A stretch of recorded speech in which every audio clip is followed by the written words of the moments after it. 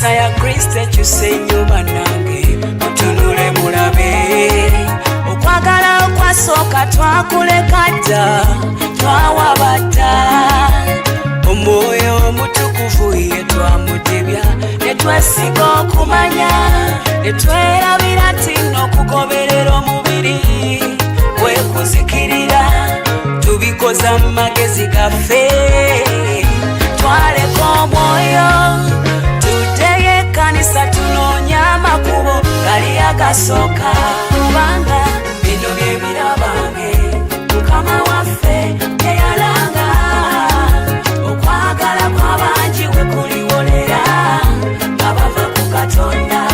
Obujeemu bulinga bangi balikyamya balala ne baleka okwagala kwe ne bakola okwagala kwabwe. Bino bye birabange Mukama waffe teyalanga. Okwagala kw'abangi we kuliwolera nga bava ku Katonda. Obujeemu bulinga bangi balikyamya balala ne baleka okwagala kwe ne bakola okwagala kwabwe. Ebikolwa ebyasooka twabidibya dda twaleka omwoyo. Okwagala n'okusaasira n'ekisa n'okusonyiwa twabireka. Abantu abatabagananga nga tuli kimu mu Katonda. Leero ekkanisa yeyawudde mu bibiri tutambula na bukyayi. Zenteesa twandiseeyo ne tukola okwagala okwasooka ne tugoberera omwoyo kuba Yesu ajja mangu. Bino bye birabange Mukama waffe teyalanga. Okwagala kw'abangi we kuliwolera nga bava ku Katonda. Obujeemu bulinga bangi balikyamya balala ne baleka okwagala kwe ne bakola okwagala kwabwe. Bino bye birabange Mukama waffe teyalanga. Okwagala kw'abangi we kuliwolera nga bava ku Katonda. Obujeemu bulinga bangi balikyamya balala ne baleka okwagala kwe ne bakola okwagala kwabwe.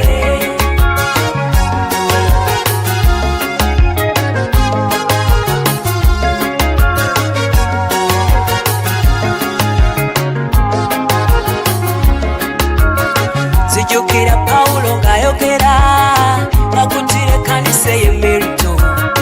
Gy'emisaga mikawu giriyingira mu mmwe tegirisasira kisibo.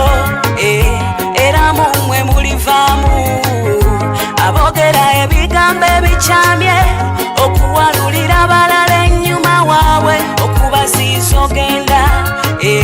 Okunyooma kuliyambala bangi. Obujeemu bulinga bangi nga bakyamizibwa nga baleka Katonda. Kati mbuuza tuddeyo abange oba tugende na bino mu maaso. Ngamba twandiseeyo tutereze byasoba. Ekkanisa tuddeyo ku musingi ogw'obutuukiriveeyo.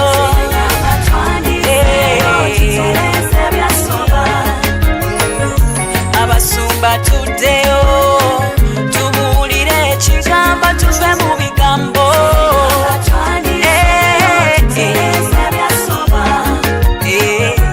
Abatume tuddeyo bange ku musingi ogw'olubereberye.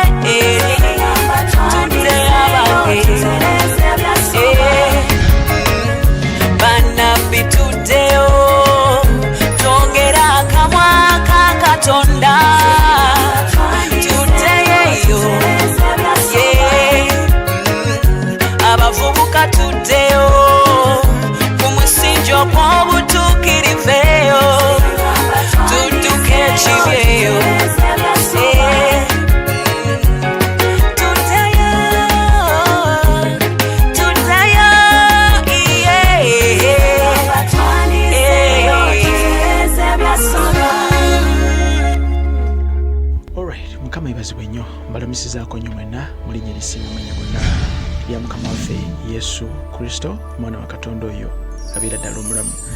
Njagala kwebaza Katonda ku lwammwe mwenna gye musinzidde mu mawanga ag'enjawulo, mikwano gyaffe abatubuuzaako, nammwe njagala kubeebaza. Mukama yeebale kubakuuma era mbalamusizaako nnyo ddala mu maanyi ag'omwoyo mutukuvu. Tugenda kutunuulira ensonga zigenda kubeera si nnyingi nnyo olunaku olwaleero. Ennaku z'omwezi leero ziri 30 olunaku lwa Friday. So leero Friday we tuli, n'enkya Saturday we tuli, ne ku Sunday we tuli, tujja kuba tulina ensonga ze twogeddeko mu kifo kino. Then wiiki enaddako tulaba ti Mukama kyanaaba ayogera naffe maanyi ag'omwoyo omutukuvu. Wiiki ejja nsuubira okubeeramu a bit busy n'emirimu Monday wiiki yonna egenda kubeera busy mu mirimu. So twebaza Katonda kubanga mwesigwa ddala nnyo nga gye nkikumeza. Abalokole tulina okukola kubanga tulina obuvunaanyizibwa bungi okulabika nno tubaako kye tutuukiriza maanyi ag'omwoyo omutukuvu. Njagala kulamusaako yonna gy'osinzidde mukwano gwange. Njagala kusabira Katonda akuyambe, akuwe ekisa, akunyweze omanye omulembe gwe tulimu, omanye n'ebiseera bye tulimu, omanye n'obudde bwe tulimu, omanye n'eki ky'olina okukola. Kadde kano omulokole yenna olina okuba nga oli mu kifo ekituufu n'omuntu omutuufu, ng'owuliriza ebigambo ebituufu ebigenda okugatta ku nsi ey'omu mwoyo, so si ebigambo ebigenda okukyamuukiriza ensi yo ey'omwoyo. Njagala kutumirako omukwano gwange ayitibwa Apostle Emmanuel ali awo Busia. Njagala kulamusaako nnyo mukwano gwange mu linnya lya Mukama waffe Yesu Kristo omwana wa Katonda oyo abeera ddala omulamu. Apostle Emmanuel ali awo Busia, kulamusizaako nnyo maanyi ag'omwoyo omutukuvu weetegedde.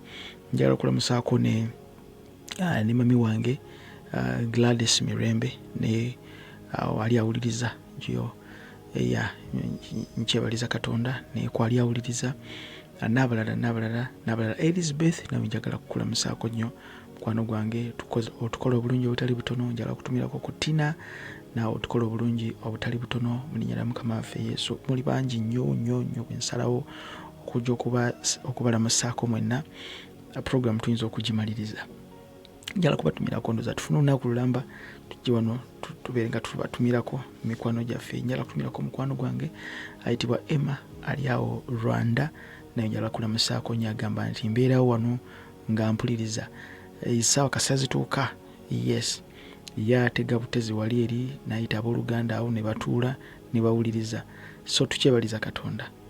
Apostle Emmanuel yansindikiddeyo ka message Busia, nantegeeza n'angamba nti 2 years I was following your programs, zitukoze bulungi eno. Nkyebaliza Katonda. Apostle Emmanuel oyo ali ku regime yaba Christopher Songa, regime yaba Apostle Balabye Kubo, be bamu ku basajja abali mu nteekateeka edda ez'okuggulawo Christian life. Mukama yeebazibwe nnyo. So twebaza Katonda ku lw'oluganda. Abantu abali at least ko aba appreciatinga omulimu gwe tukola guno maanyi ag'omwoyo omutukuvu. Sinza kubutatumirako ate ne producer wange wano abeera wano mu kasirise, ye bwe kyatutandikanga kukola mirimu gino asirika era abeera awo kubanga alina emirimu gye naye gy'akola mu linnya lya Mukama waffe Yesu Kristo omwana wa Katonda yabeera ddala omulamu. Kulamusizaako nnyo. Mukama akunjagalire webale kutambula nange n'obwetowaze n'obugonvu ne tukola emirimu gino mu linnya lya Mukama waffe Yesu abeera ddala omulamu. Jatumirako mwenna abatuuze ab'omu Namayumba, twebaza Katonda. Kakiri awo wonna ebitundu ebyetoolodde awo wonna bitundu kyawo, Bukuukuutu awo wonna erudda weyo nakkirira wansi eyo yonna twebaza Katonda ku lw'obulamu bwammwe mu linnya lya Kalooke eyo yonna twagala okwebaza Katonda maanyi ag'omwoyo omutukuvu ku lw'obulamu bwammwe. Mukama yatusimba eyo gye tuli, omulimu gutambula, tukyebaliza Katonda. Wiiki egenda okutandika omwezi guno, ondoza wiiki esooka n'eyokubiri. Wiiki eyokubiri tugenda kubeeramu ne door-to-door, genda kubeera y'amaanyi. Tulina ttiimu egenda okuba nga zitweyungako, genda okukola omulimu being it nti the first church there ku ttaka eyo. Abantu bali eri weewuunya abantu ngalinga nga tawuliranga nti Yesu gyali, abananga enjiri tenaba kutambula. Oyinza okuloza nti enjiri ebuuliddwa thousands bazze eri Kristo, naye eri abantu abali wano mu Uganda nga tawuliranga kuna ku kigambo kye bayita Yesu webali wano, naye nga radio weziri, TV weziri. So twetaaga outreaches ez'amaanyi mu linnya lya Mukama waffe Yesu. So tugenda kubeerayo, twebaza Katonda ku lw'abooluganda abafacilitatinze olukuŋŋaana olwo, ba Elizabeth n'abalala bangi nnyo, ba Hamida bangi nnyo. Mukwano gwange siyinza kubamalayo ssaawa zino. So twebaza Katonda twasobodde okugula entebe endala kubanga ziri ezibadde tezimala, ate we are expecting a harvest. So Mukama mulungi nnyo nnyo. Abadde bambuuza oluyimba olwo oluli mu background baluyita ebiro, bino byebiro. Omuweereza Mukama ayitibwa Sarah Mirembe, oyo no dota waffe mu ministry. Twamuzaala mu ministry, she's our daughter, very humble lady, and twebaza Katonda olwa message eyo, maanyi ag'omwoyo omutukuvu. Message eri timely ate gasobola kabaka Katonda. Kulamusizaako nnyo, saagala njogere bingi. Mukama akunjagalire maanyi ag'omwoyo omutukuvu. Ngenda kusaba n'okulo lwaleero obeere nga owuliriza bulungi nnyo nnyo nnyongera bulijjo bwe tukikola. Amiina. Olwo video gye ngenda okulaga this time around njagala owulirize kye bayita codes. Olwo kye bayita codes zinjagala owulirize olwaleero. Codes zino ababaddeko ababa balaba firimu z'entalo oba babaddeko mu bifo ebimu ebya securities apparatuses, ebiseera ebisinga bakozesa codes ocommunicating. Kategedde Julio byani ovo biki ebyo codes ebiseera ebisinga ababaddeko ku bisaawe abantu eyo abakozesa codes ezo mubamanyi. Alphabetical codes ezo, notes ezo. So ensi gye tulimu eri spiritual and life is spiritual. So ebigambo ebiseera ebisinga bye tukozesa mu bulamu bwaffe biri spiritual. Oli wajja nakugamba nti I love you, kigambo tekiri bubeezaawo. It is a spiritual word ekirina notes, ekirina codes eziri encrypted z'otasobola kubikula n'amaaso go kuzitegeera. Gwolaba bulabi kigambo love you naye tomanyi codes ze kyetisse. That's why tetumala gaga kyogerayogera nti kirina codes kubanga kirina spirit ekiri emabega. Tuli ffenna kirina spirit ekiri emabega, just kigambo bugambo I love you kirina spirit ekyetisse emabega. That's why gwe bakigambye ng'ali mu mukwano agenda kukyuka yenna afuuke mulala. So kitegeeza ki nti ekigambo kino ekyogeddwa kirina notes, kirina codes ezisomebwa ensi yaffe ey'omu mwoyo n'ezivuunula. Wabadde okimanyi nti Bayibuli esomesa mu lubereberye nti Katonda yatambula. Bayibuli esomesa nti Adamu n'awulira eddoboozi lya Katonda nga litambula. Wabadde okitegedde? Bayibuli esomesa nti Adamu n'awuliriza eddoboozi lya Katonda nga litambula mu lusuku. Adamu. Bayibuli esomesa nti n'awulira eddoboozi lya Katonda nga litambula. Eddoboozi lya Katonda nga litambula. So kitegeeza ki nti ekigere kya Katonda bwe kyalinnya ku ttaka ne muvaamu sawundi eyo eri encrypted n'esomebwa Adamu mu nsi eyo mu mwoyo. Adamu n'ategeera nti twonoonye ne beesiba amalagala. Bayibuli esomesa tugendayo tulijjayo lulala. N'awulira eddoboozi lya Katonda. Bayibuli esomesa nti n'awulira eddoboozi lya Katonda nga litambula.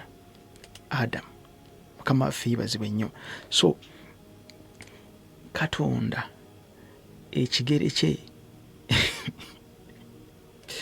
ekigere kye kyalinnya ku ttaka.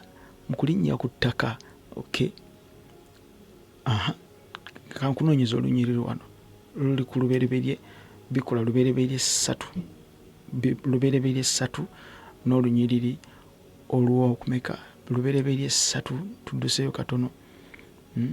Lubereberye 3 7 ne 8 kale amaaso gaabwe bombi ne gazibuka ne bategeera nga bali bwereere. Ne batunga amalagala g'emiti ne beekolera ebyokwambala. Olunyiriri olw'omunana lwensinga okwagala lubereberye 3:8 Bayibuli esomesa ne bawulira eddoboozi lya Katonda, ne bawulira eddoboozi lya Mukama Katonda ng'atambula mu lusuku mu kiseera eky'empewo. Ne bawulira eddoboozi lya Mukama ng'atambula. Do you get? Ne bawulira, oluzungu lugamba and they heard the voice of the Lord God walking in the garden. Not talking but walking. Kitegeeza ki? Nti bwe yali atambula vibration y'ekigere da da da da nefulumyanga sound ba ba. Kati bwefulumya sound eyo nevaamu ddoboozi. Sound nevaamu ddoboozi. Eddoboozi eryo nga lirina notes eziri encrypted. Bayibuli esomesa mu kiseera eky'empewo omusajja ne mukazi we ne beekweka mu maaso ga Mukama Katonda wakati mu miti egy'omu lusuku. Lwaki beekweka? Kubanga sound eno eyina codes, eyina notes ezifuluma ne zivuunulwa in the spirit, ne tutegeera nti waliwo ensobi ekoleddwa. Njagala nkuwa ekyokulabirako. Mmwe mwenna abaleeyi muli bantu bakulu, mwali mukoze ebikolwa ebyokwegatta n'omuntu kyempita sex, wali okikozeeko n'omuntu. Singa nkuteera amaloboozi g'abantu abeegatta, oli mu kisenge A ndi mu kisenge B, ng'oli wekka, oba oli n'omuntu n'enkuzannyira amaloboozi ago mu kisenge A, oli mu kisenge B, bwe nkuzannyira amaloboozi ago n'ogawuliriza, waliwo ekitandika okutankuuka mu bulamu bwo. Lwaki? Kubanga amaloboozi gano galina codes ze gapuleyinga. Ng'owulira abantu bali mu kusinda omukwano, owulira amaloboozi gali nga ga penetrating ensi ey'omu mwoyo, ne gatandika okufulumya codes ensi ey'omu mwoyo kye tuyita ebirowoozo, ne bitandika okuinterpretinga amaloboozi ago. Kakati bali mu kwegatta, kakati beeyambudde, kakati ABCD. Ensi ey'omu mwoyo etandika okubivuunula nga bw'ogenda n'ogula ekintu ku dduuka supermarket nga kiriko barcode. Barcode eyo ne bagisikaninga. Bwe bagisikaninga then basobola okulaba details z'ekintu, price yakyo. Without your eyes tosobola kulaba commodity gundi pricing yakyo oba whatever ebikikwatako. Bwe baba bagala okulaba visa yo basikaninga code ne basuka ne balaba go wenna. Amaaso go eye contact bagikujjako mu kamera wali eri boddayo ku kisaawe juzi nawe nalindagakaawo nentuuka ku immigration bagamba getunula boti mu kamera netuna bintu mu kamera ngenda okwerengera nga nze nandi wali eri details zange zonna ziri wali eri buli kimu ekinkwatako natya n'okutya family yange buli kimu. Yes, and this is reality. Lwaki? Kubanga kamera eno esoma details, esoma codes. Now Bible esomesa nti ne bawulira eddoboozi lya Mukama Katonda ng'atambula mu lusuku. Ne bawulira eddoboozi lya Katonda ng'atambula mu lusuku. Baawulira buwulizi ddoboozi lya Katonda nga litambula. Nga bw'onaawulira emmotoka oba embalaasi ng'ejja kuba ebigere kakati ebigere ebyo bw'obiwulira sound eyo system eri munda vibration eyo netandika okucommunicatinga ensi eyo mu mwoyo epiikinga something is happening, something is wrong. Kati ekino ekyatuuka kuba Adam. Now enjagadde kuyitayo wetulaga wakulu nnyo, wetaaga omuntu ng'oli so sensitive, ng'oli so alert, kubanga codes ezikozesebwa mu system eno eya new world system ziri so high ate nga nyangu nnyo naye ziri so tusolobera blinded ne tutabitegeera. Waliwo mukwano gwange omu ngenda kuwa vidiyo eno eya Apostle Kimuli n'abooluganda be babadde nabo, then waliwo vidiyo gye ngenda ndala okuwa. I take time to get this. Oziwulirize kulage codes ezo ezikozesebwa.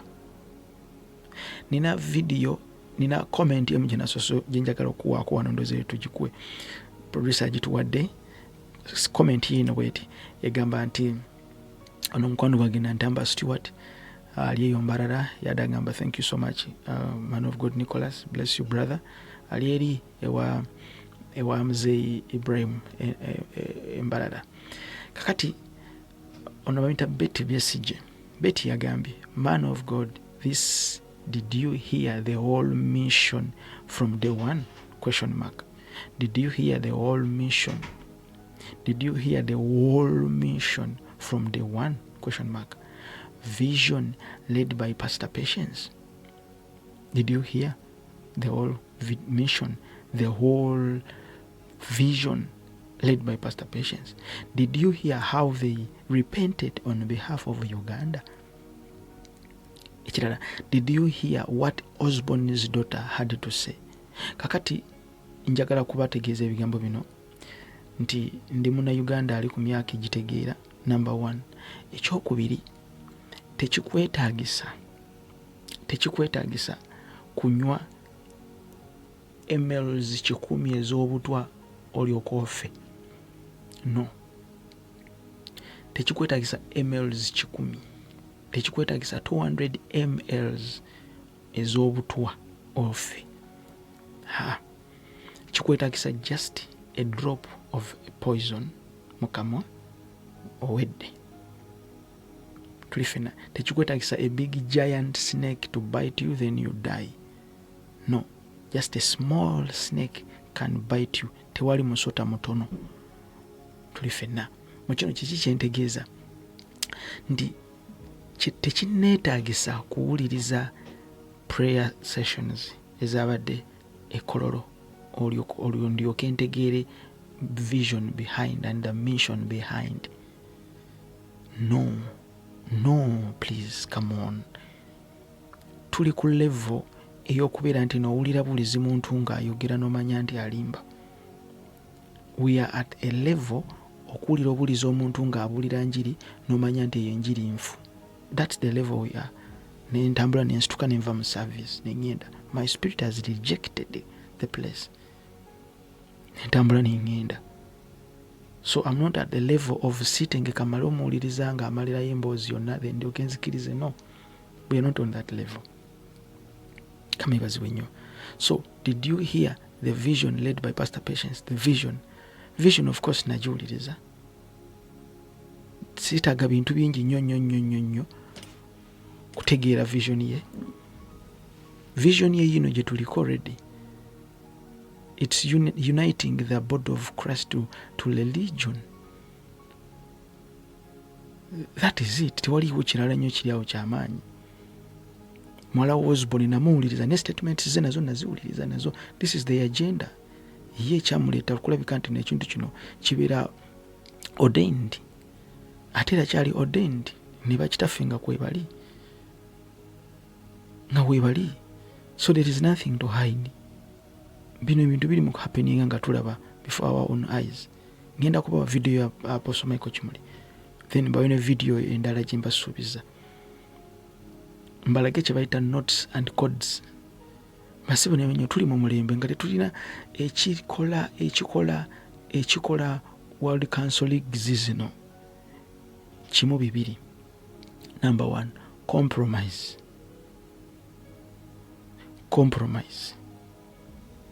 Compromise yegenda okuleetera ekintu kino kulabika nno kigeneratinga. Compromise yegenda okuleetera ekintu kino. In fact, compromise yezimba ekintu kino.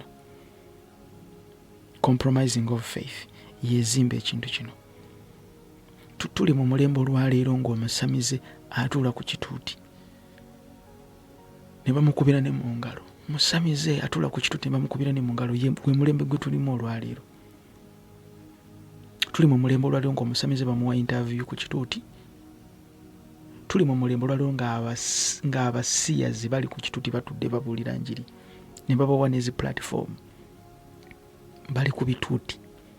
Gwe mulembe gwe tulimu olunaku olwaleero. Without fear. Kama yibazibwe nnyo. Gwe mulembe gwe tulimu.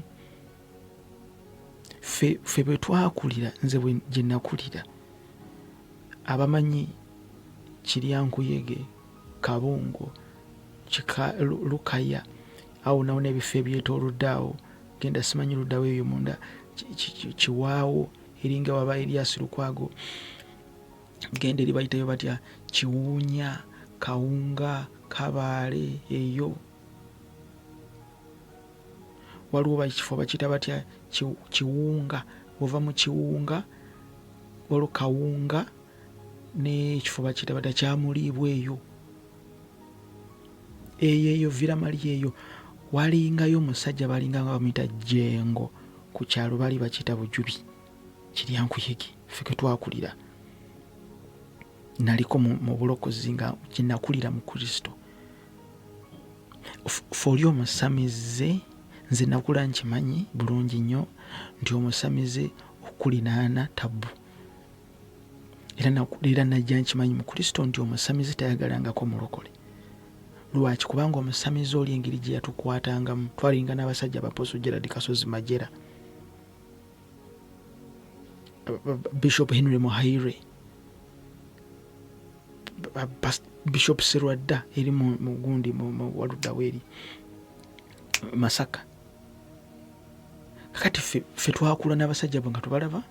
Ffe nze okutegeera omusamize nti omusamize we musangira nange we twesangira tetukwako tetukkiriziganya n'amakubo gaffe. Era ffe twabeerangawo nga batugamba buli naku etubasisinkane mugenda kufa. Ne batuwa wiiki mugenda kufa. Ne batuwa wiiki eyokubiri mugenda kufa. Ne batuwa endala wiiki. Ffe nga tubeera mu kusaba tetufa. Era nga naffe tubagamba nammwe mujja kufa. Abasamize abalugu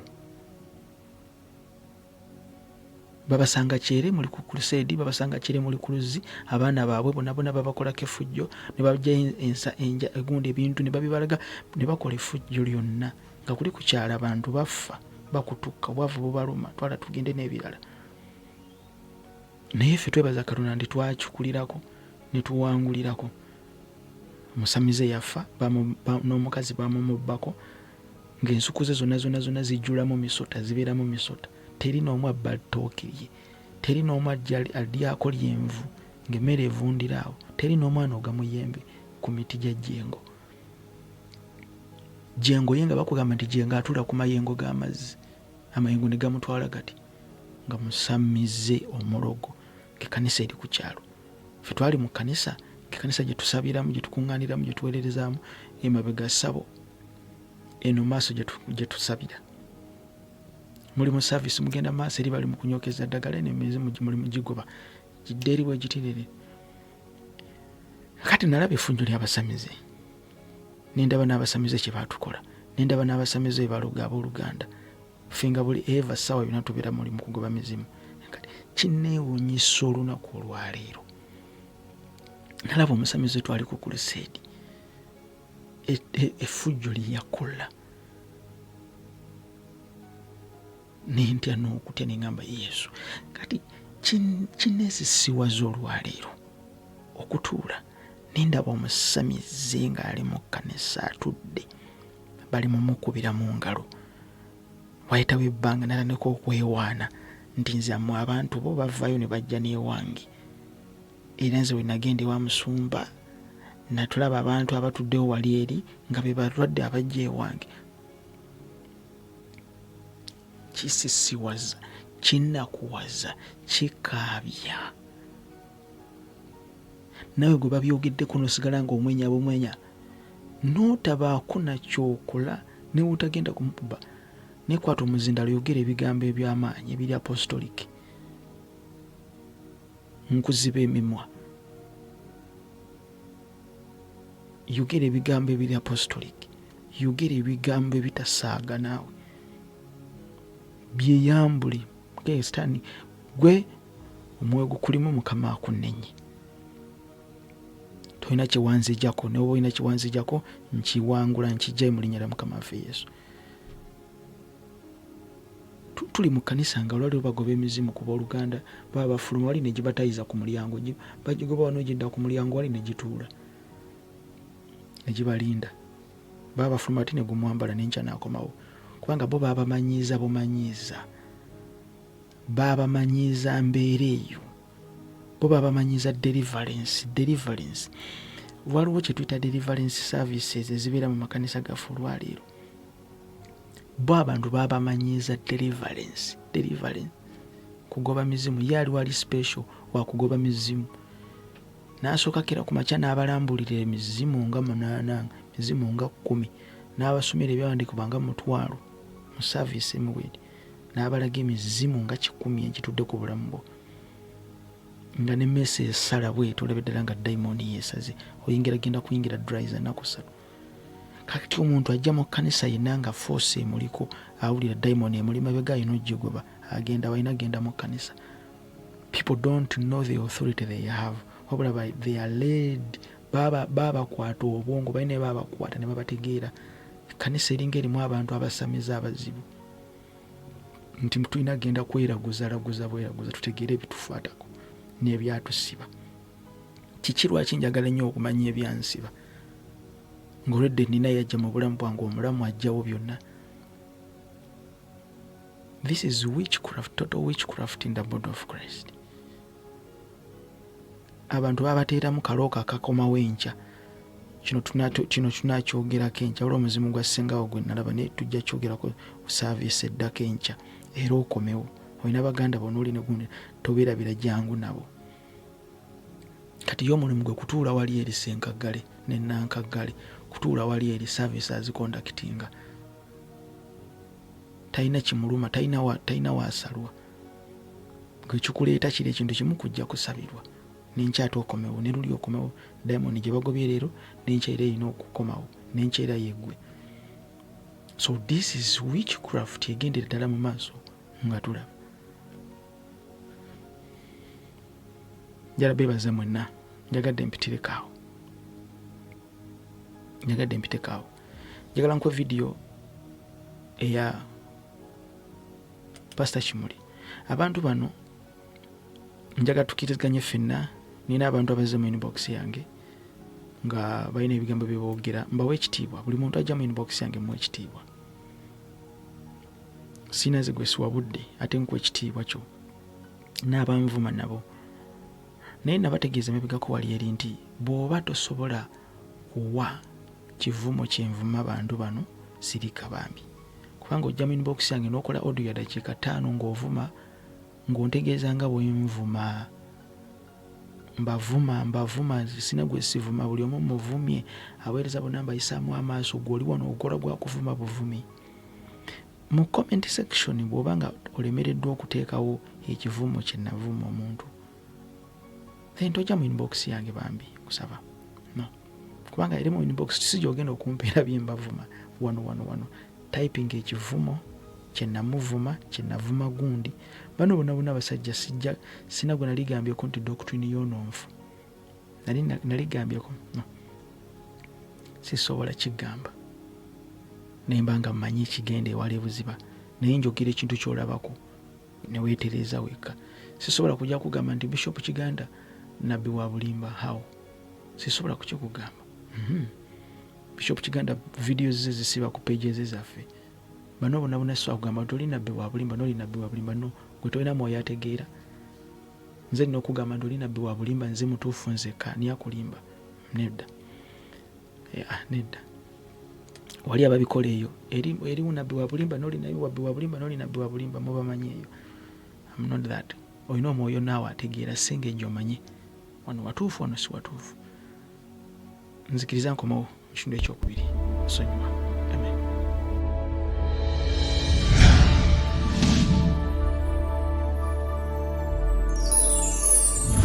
Kulikira ennyo ddala, njagadde nkuwe njagadde nkwe Pastor Kimuli tugende maaso wuliriza.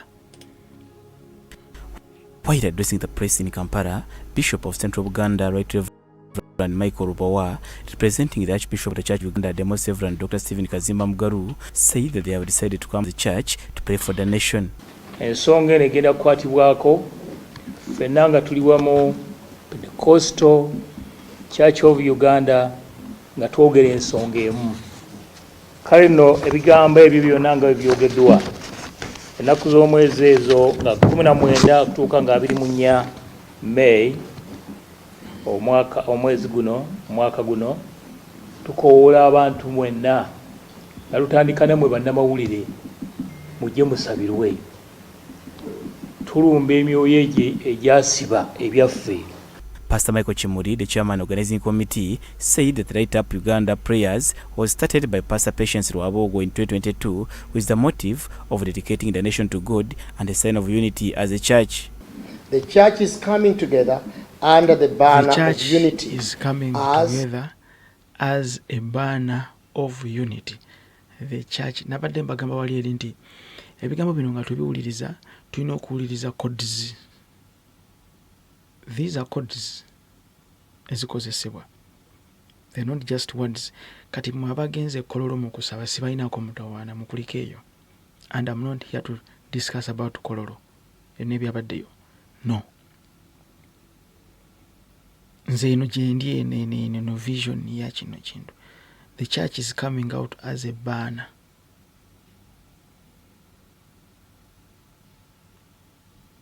In unity. Quoting akagambo akaitibwa unity. Prescribed in Psalms chapter 133. The 1 week conference will bring delegates from the central region and others from across the country for an intense week of teaching and prayer. We are honored to host Bishop Ladona Osborne. Apostle Micheal Kimuli yabadde annyonnyola ne Bishop Kiganda naye alina ensonga ze yannyonnyola. Bonna batambula mu motive yemu eya Pastor Patience sister waffe. Now unity jjo nabadde mbannyonnyola olunyiriri lwa Zabbuli 133 n'olunyiriri olusooka n'olwokubiri. Zabbuli 133 ennyiriri 3 zokka 1 to 3. Now unity eyogerwako mu Zabbuli 133. It's not the unity of it's not a unity of religion. Si kuŋŋaanyizo ly'abannaddiini abagenda okutuula wamu nti that is the unity. Of course that is the agenda eya World Council of Churches. That is the agenda. That is the exact agenda. That's a code they use. Peace, unity, tolerance. Peace, unity. Kati bannaddiini we batuula Apostle Kimuli ne mubatabika wamu. Then over n'ogamba nti luno lunyiriri luno abooluganda okutuula wamu nga tuli mu kwagala. Nabadde mbategeeza olunaku lwejjo nti Isirayiri edda yabeeranga mu ntalo kuyiganyizibwa, babeera buseera dduka deeno bali mu busibe bavuddeyo bali eno abamu famire zaabwe ziwaŋŋanguse kakati babeeranga n'ebintu ebibagatta awamu. Isirayiri mu ndagaano enkadde tugirabanga ekkanisa ya Mukama waffe Yesu Kristo olunaku olwo lwaleero. Now they are fellowshipping together brought harmony and unity.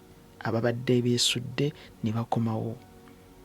Bagendanga mu Yerusaalemi okusaba nga bali wamu, si ddiini. Ekintu kyange kye ndi mu kutambuza okubategeeza ne bwe nakiyita ekyange. Ekkanisa tekitegeeza makuŋŋaanizo g'amaddiini. Nsuubire nti kati mbavumye bulungi nnyo nti abakivunula nti ndi muvuma kati ntandise ovuma. Ekkanisa si makuŋŋaanyizo g'amaddiini. Nedda. Unity eri eyogerwako mu Zabbuli 133. Musumba Micheal Kimuli gye yabadde amansitalinga. Mukwano gwange, That's not the unity Kristo gy'ayogerako. Kiri ekyawandiikibwa ekyo mu ndagaano empya kivvuunula ekkanisa ya Mukama waffe Yesu. Bayibuli esomesa mu kitabo ekitiibwa ekya Befeso, nsome ennyiriri zino ndowooza. Befeso okukuŋŋaana awamu fellowshipping eraba abooluganda okutuula awamu nga tulinga amafuta gakulukutira mu kirevu kya Alooni n'ebirala. Alooni mu ndagaano enkadde yatwalibwa nga high priest, one of the high priests. So amafuta agaayiikanga nga bagenda okuwangayo atonement mwe bakijja baabeeranga kivunulwa amafuta mu olwaliro mu mulembe gwe tulimu, kivunulwa presence ya Mukama waffe Yesu nga Kristo bw'ali high priest lwaleero. So amafuta ge gannyonnyola presence eyo, kinyonnyola presence ya Mukama waffe Yesu Kristo olwaleero nga tufellowshipinze wamu ffenna. Mukama waffe yeebazibwe nnyo. Tuli ffenna gannyonnyola okubeerawo kwa Mukama waffe Yesu nga tufellowshipinze wamu ffenna mu linnya lya Mukama waffe Yesu Kristo, omwana wa Katonda oyo abeerera ddala omulamu bassebo ne bannyabo. So tekivvuunula nti madiini getudde wamu ffenna wamu nti kati ye unity eyeetagisa. No, unity eyo eyogerwako, unity eyogerwako, it's a code ekozesebwa mu one world religion order, oba kiyite one world council of religions, league of religions. Kati Zabbuli 133 tereeta unity eyo. Unity tunafuna obudde mu maaso eyo. Unity tujja kugisomesa. Unity kitegeeza ki eno gye tuli mubiri gwa Mukama waffe Yesu. Pawulo omutume wa Kristo yasomesa mu Bakolinso ekyokubiri 13:14 n'agamba nti ekisa kya Mukama waffe Yesu enesaala we make this creed nga tumaze okusaba. Ebiseera ebisinga bangi tetumanyi nakyo kitegeeza, twakifunanga kikwate. Ekisa kya Mukama waffe Yesu Kristo n'okwagala kwa Katonda n'okussa ekimu kw'Omwoyo Mutukuvu kubeera naffe ffenna emirembe gitagwawo. Amiina. Ne tukireka buli ssaawa ne tugenda. Bayibuli etusomesa Bakolinso ekyokubiri 13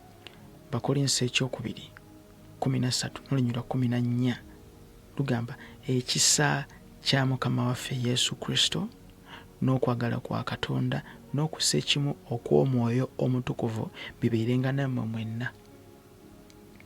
The grace of the Lord Jesus Christ, the grace and the love of God and the communion of the Holy Ghost be with you. Amen.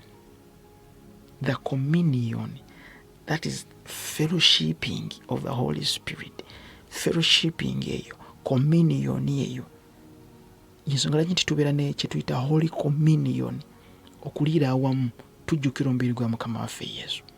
Kati bali abooluganda baatuulanga mu Zabbuli, Dawudi ng'ayimba oluyimba olwo, Zabbuli 133, bo baatuulanga awamu nga bajjukira ebintu bino wammanga bajjukira obusibe, bajjukiranga obusibe bwe babeerangamu,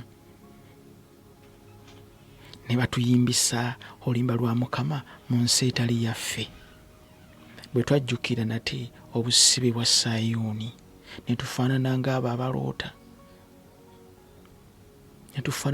abaloota, kamwa kaffe ne kajjula enseko, ab'amawanga ne balyoka boogera nti laba Mukama abakoledde ebikulu.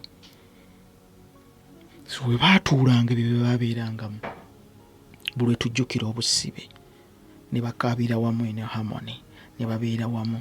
That's why nti naffe mu kulya omugaati gwa Mukama waffe Yesu tuba tujjukira kiri kye yalimu, tuba tujjukira ki ekyali ku musaalaba. Bayibuli kyeva esomesa nti mumenyenga omugaati guno olw'okunzijjukira nze. So tuba tujjukira kiri ekyali ku musaalaba. Ekibuuzo kinjagala okubabuuza nti bano abasajja bano bannaddiini bano mwe be mukkiriziganyizza nabo be mugamba nti kati tuzze wamu ffenna tugenda sabira ggwanga, era ensonga ze zino wammanga n'ennyiriri ne muziwa. gamba no tekirina buzibu mutawana muje ffena wamu tutule wamu ffena. Of course someone awulira ensi eyo mu mwoyo oteeka buteeka okuwulira nti ekyabadde okukolola that's a religious spirit. It's not our Pentecostal fire. However much nti Apostle Bonjo yagezezaako nnyo naye nga already no ali covered by a religious spirit. Waito nakyo osobola kukola. Nalebe Bishop Rwere nga waito nakyo osobola kukola. Of course you are covered up. Waikisoko ine entiisa eya president's daughter waali toyina kwogera bintu bya nsimattu. Olina okwogera ebintu nga byakwegendereza. Ndoza nalebe Pastor Lusumbenge bamwadde dakiika 2 kuyimba kutendereza 2. So buli kimu nga kiri on program, smart and neat. Saagala kugenda eyo. But unity eno eyogerwako mu Zabbuli 133 basibo ne banyabo mutulekeemu. That's not a religious body. Now ffe kyetukkiririzaamu bano si kye bakkiririzaamu. Tekisobokera naddala kye bayita omubiri gwa Kristo olunyi luli mu Befeso eyo 4. Befeso eyo 4:11 Bayibuli esomesa nti oyo naawe abalala ebirabo, naawe abalala okubeera bannabbi, naawe abalala okubeera abatume, babulizi b'enjiri, n'abalala. Naye Bayibuli esomesa omugaso gw'ebirabo bino ebitaano, it is to edify. It's for edification. For edification in the body of Christ. Edifying the body of Christ. To work for the ministry. Befeso 4 tuwe olunyiriro oluganda. Befeso 4 tunatera ovaawo obudde tulina. Eyaka era yewuuyo eyalinnya waggulu ennyo okusinga eggulu lyonna alyoka atuukirize byonna. 11 Nagamba era oyo naawe abalala okubeera abatume, n'abalala bannabbi, n'abalala babulizi, n'abalala abalunda, n'abayigiriza. Those are 5-fold ministries. Bannabbi bakwate bulungi, abasumba bakwate bulungi, ababulizi b'enjiri bakwate bulungi, abalunda bakwate bulungi, abayigiriza bakwate bulungi. Ebirabo 5 apostles. Bayibuli esomesa lwaki abantu bano bateekeddwawo, lwaki abawa ebirabo bino. Kristo yennyini bino ebirabo si bya Mwoyo Mutukuvu, ne bino ebirabo bya Kristo yennyini yabigaba. Kristo alina ebirabo byagaba, Omwoyo Mutukuvu alina ebirabo byagaba, ne Kitaffe Katonda alina ebirabo byagaba. Ebirabo Katonda byagaba byo tebyejjusibwa. Bw'akuwa enkuba n'omusamize agenda kunywa amazzi tagenda kwejjusa. Ebyo tebyejjusa.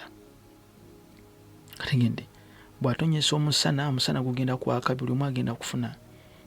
Asobola okuwa obugagga Omumisiri n'abuuma omulokole. Kisobokera ddala. Naye Kristo tagenda kufaanaganya ntegeera yange neyiyo. Akwate ekirabo eky'obunnabbi, obutume, omubulizi w'enjiri apostoliki agenda abiwa omunaddiini.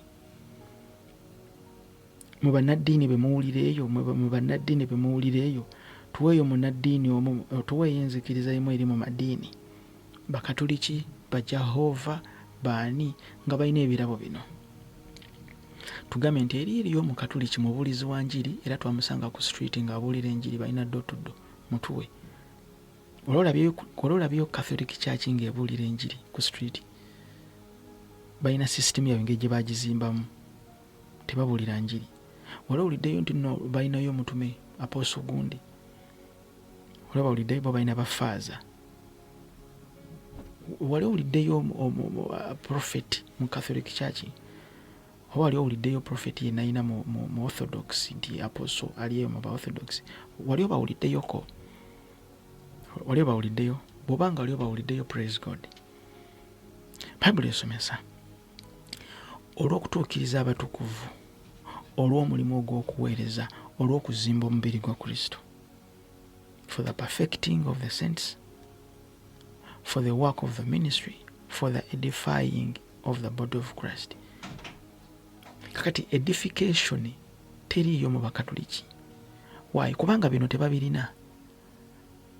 Bino ebirabo ebitaano tebabirina. So they are disqualified to be part of the body of Christ. They are not part of the body of Christ.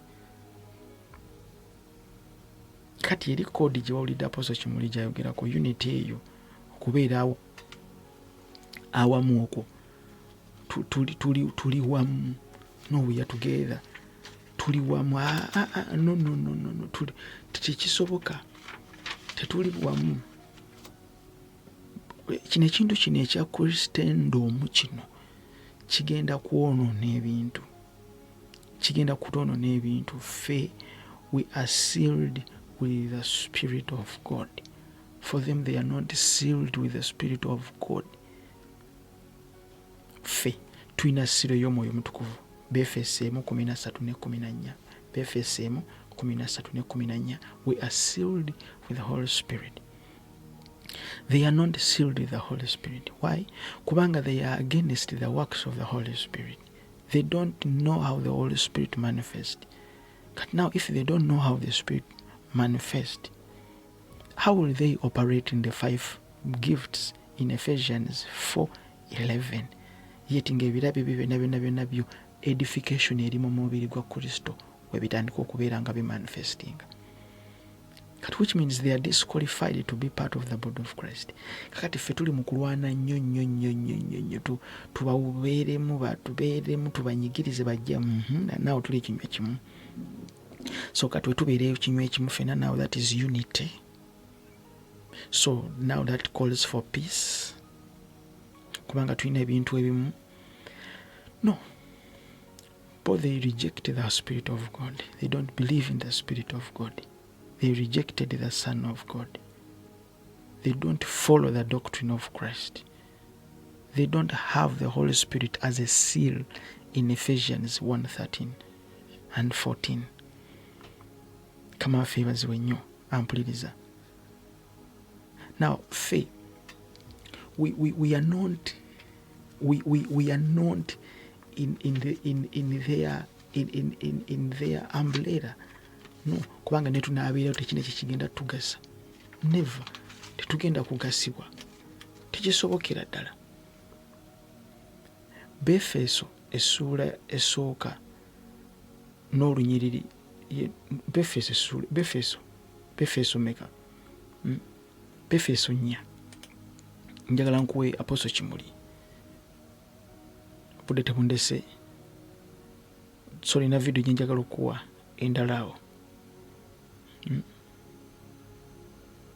Okay.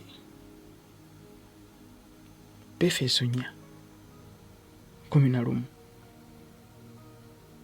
Bino ebirabo bino ebituweebwa bigasa mu mubiri gwa Mukama waffe Yesu Kristo. The edify. Kati edification yaffe mwe tutandika okujja doctrine yaffe. Whereby mwe muva creed yaffe. Kye tuyita Apostles Creed. Ffe mwe tutandika okujja statements zaffe, statement of faith yaffe. Kati temusobola kungamba nti musobola okugatta statement of faith n'abo abasajja. It's not possible. Tetusobola kugatta statement of faith n'abo abasajja. Tekisoboka. Kama ebazibwe nnyo. Tekisoboka. Because for them balina kye bayita tolerance and compromise. Tolerance and compromise it's one of the biggest agenda eya one world religion. Kijja mpolampola kiba kirya mpolampola. Njagala nkuwe video eno tumalirize. Kansoke nkudizeeyo Apostle Kimuli. Owulirize code kye bayita code, very smart guy. Obudde bundese bannange. Wuliriza.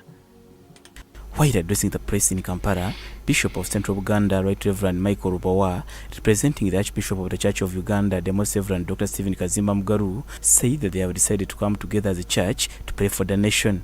Ensonga eno egenda kukwatibwako ffenna nga tuli wamu Pentecostal Church of Uganda nga twogera ensonga emu.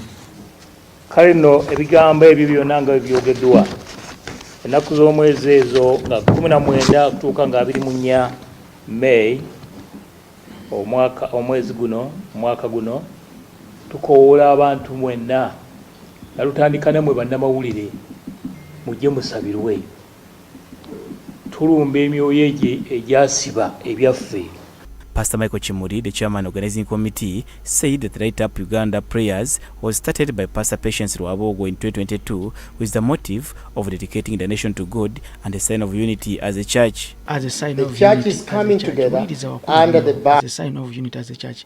Mwekugambidde nti kati tutandika kusoma codes z'abantu bano. Unity as a church. Unity. Kati njagala ulize code za Apostle Kimuli. Unity as the church prescribed. is coming together. That's an announcement. That's a code. The church is coming out together. The church is coming together. That is wrong. That's sort of coming out together nibali. Because that's not a church. Our today it's not a church. Kubanga waliwo unbelievers. In Psalms chapter 133. That's a code. The church is coming together under a banner of unity. That's a code yawedde. Now tekineta kisagenda kololo. Ngamaze okuwuliriza bino never tekisobokera ddala. Natidde abasajja mulina emitima ne mutuule kololo muli bazira. Musaana kufuibwa mirere nti baabo mubavire bayitewo. Ne mutuule kololo. Bino temwabiwulira temwabimanya. Unity as prescribed in Psalms chapter 133. Psalms yekiikirira unity in the body of Christ ne bali ba unbelievers. Njagala tuwe video eyo ya one world religion. Uliriza n'obwegendereza tuli mu kumaliriza uliriza. In the last video, part 10 of this End Times Prophecy series, we went deeper into the plots and agendas of the enemy. We went into understanding the second goal of the satanic agenda, which is to have a one world government. The satanic goal of one world religion, their agenda. Uliriza. Njagala tutandike kusoma code zizokka. Uliriza laba. That video tied in the reality of where we currently are so that those with eyes to see and ears to hear were able to really understand what time it is in this world. As we close out this portion of the series, speaking on the satanic side to all this, we must discuss one more agenda. As I said in the last two videos, there is a goal by Satan to be like the Most High, and he wants to destroy and pollute as much of our Father's creation as possible. All his agendas are all about destroying our Father's creation. So right now, the world that we live in, we are completely bombarded with agenda y'omulabe yayagala kulabika nti destroying ajjawo kyonna Katonda kyeyatandika. So ye agenda agalabire nga ali waggulu ennyo creating a one world government, one world religion. Of course tugiraba eri mu kujja. Weeri already headquarters bazimaliriza dda ziri wali eri headquarters ziri wali Abu Dhabi ku kizinga kinvudde mu mutwe. Nyumba ziri 3 bazizimba wa Abu Dhabi. Agendas that are all about these two goals. For him to be worshipped like the Most High, and for him to destroy and pollute as much of Yah's creation as he can. As I explained, there are 3 main agendas that everything, and I do mean everything happening, is all about bringing. Those 3 main agendas are the coming of the lawless one, the coming of a one world government, and the coming of a one world religion. In the last 2 videos, we covered the lawless one and the coming of the one world government. In this last installment, on the satanic agenda, I will be dealing with a topic I have also dealt with extensively, but have not covered in some time. The last part of this agenda is the coming of a one world religion. A long time ago, I used to hear about this agenda, and I used to think it was impossible, or at least a long way off. But as I engage with this world today, and see what is in the hearts and minds of the people, it's easy to see that they will gladly... Wano wetuli bakugamba nti God is too big to fit in one place. That's a code. Code emanyi we yafulumidde. Abawuliriza Pastor Patience yagikozeseza. Ngenda mukuwa omuwulirize. God is too big to fit in one place. So now, which means he can fit in other places. Owuliranga bagamba nti God is omnipresent. Buli wamu waali. Yes, okay, buli wamu waali. Kakati baagala kututeeka mu kibaketi nti Katonda w'Abakatoliki, w'Abaprotestant, w'Abasiraamu y'omu. So he coexist. So ffenna y'omu atumala wamu ffenna mujje wamu wamma wano. Y'omu. That's a code. unity eyo gye baagala tubeere wamu bububu. As I engage with this world today and see what is in the hearts and minds of the people, it's easy to see that they will gladly accept this in order to have the peace that they desire. Today, the world sadly is ready to accept a world religion. People say that it's our religious beliefs that divide the world, and if we got rid of that, saagadde there would be kutwala wala tujjeyo kye twagala coexist. God is too big to be in one religion, so now we can be in other religions. Gyali owulira ng'ekyangu naye kinene. Why? Kubanga baagala bagatte Katonda omu, ffe era nga tuba tusinza nga y'omu. Ekibuzo kyange, Katonda w'Abakatuliki y'omu n'owammwe? Katonda w'Abaorthodox y'omu n'owammwe? Katonda w'Abajehova y'omu n'owammwe? Bw'aba nga y'omu, then tetulina ensonga etububabuulisa njiri. Statement eno yakolebwa omukyala ayitibwa Patience. Njagala nkuwa eddoboozi lye omuwulirizeeko gwe kennyini. Wuliriza. Has managed all of us, and I believe that it is the grace of God, and He's the one who has helped us to come together. The body of Christ is one. The body of Christ expressions is and one. different streams Tony of faith. Rayem, That code zera zezimu. Baina unity eyo. The body of Christ is one. There is one unity. Tuli wamu Zaburi 13:3. Labewo kiri ekirungi abooluganda tuli awamu, tuli wamu, ffe be bamu, tuli bumu. Wadde tulina obuntu obutwawulayawulamu naye ffe be bamu. Never. But if you believe in the Lord Jesus Christ as the way to the Father, as the way to salvation, if you are a Christian, if you come to faith through Jesus Christ, you are part of the body of Christ. So it doesn't matter if you believe, in baptism by immersion or baptism by sprinkling, if you believe in Pentecost as speaking in tongues or not. Or those are small differences of expression according to the revelation, because all of it is a revelation of God. Those are small different expressions, differences. So tetufaayo bamuli bakatuliki, bamuli baani, bamuli bangirikani, bamuli baani, obuntu busonga butono nnyo obwo tebugira. Wuliriza. The Anglican Church came out of the Reformation, which was a revelation of God that God gave to Martin Luther. The Pentecostal Church came out of another move of God, which was Azusa Street, the discovery of the infilling of the Holy Spirit with the evidence of speaking in tongues. So what I feel is that when God wants to deal with national issues, He calls the body of Christ together. It is beyond one stream of the church. It's beyond one stream of denominationalism. So we need to appreciate each other and see that each of us carries something of God, and we don't need to put God into a compartment to say it's only me. If I'm born again, if I'm Pentecostal, it's only I have the full revelation. We don't need to put God into a compartment. What? We don't need to put God into a compartment. So tetulina kumuteka mu chamber yemu nti feffeka abamulina. No, si feffeka abamulina. Kubanga he exist everywhere. So mu bakatuliki gyali yoyo yewaffe yali mu basiraamu yewaffe yali n'eri. No, it's okay. Unity yemu mujje, let us fellowship together. Basiraamu mujje, bakatuliki mujje, tugenda kubawa eddembe lye mwagala. Ne mujjukire Bible tusomesa Kamaffe nga tugamba nti eddembe lye mbawa si lye mbawa, ensi eddembe lye bawa nze si lye mbawa. So ensi erina eddembe lyayo lyeyagala etuwe, naye ate ne Bible erina eddembe lyetukkiriza ffe okubeera nalyo. That's why nti era eddembe lingi nnyo eriri ku bituuti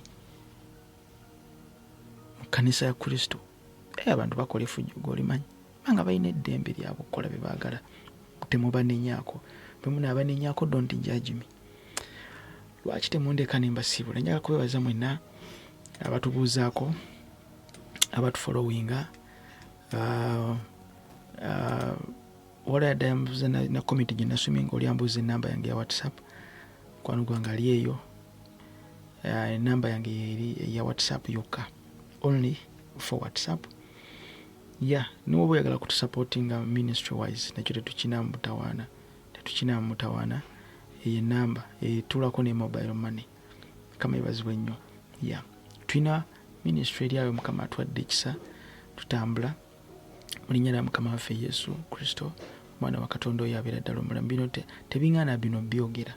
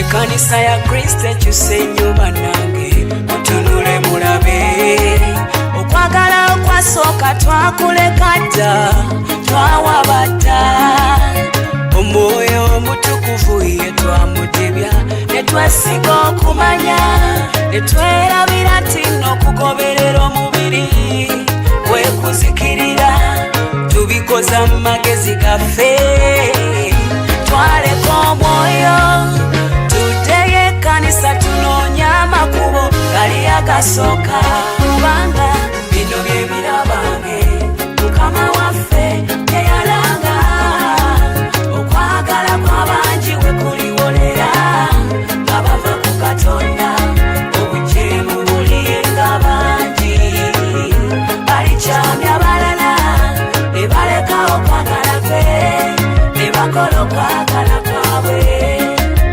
Bino bye birabange Mukama waffe teyalanga okwagala kw'abangi we kuliwolera nga bava ku Katonda obujeemu bulinga bangi balikyamya balala ne baleka okwagala kwe ne bakola okwagala kwabwe. Ebikolwa ebyasooka twabidibya dda twaleka omwoyo okwagala n'okusaasira n'ekisa n'okusonyiwa twabireka abantu abatabagananga nga tuli kimu mu Katonda.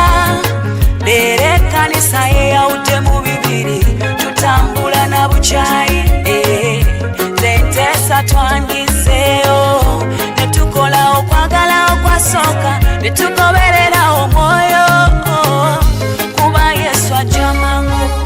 Bino bye birabange Mukama waffe teyalanga okwagala kw'abangi we kuliwolera nga bava ku Katonda obujeemu bulinga bangi balikyamya balala ne baleka okwagala kwe ne bakola okwagala kwabwe. Bino bye birabange Mukama waffe teyalanga okwagala kw'abangi we kuliwolera nga bava ku Katonda obujeemu bulinga bangi balikyamya balala ne baleka okwagala kwe ne bakola okwagala kwabwe.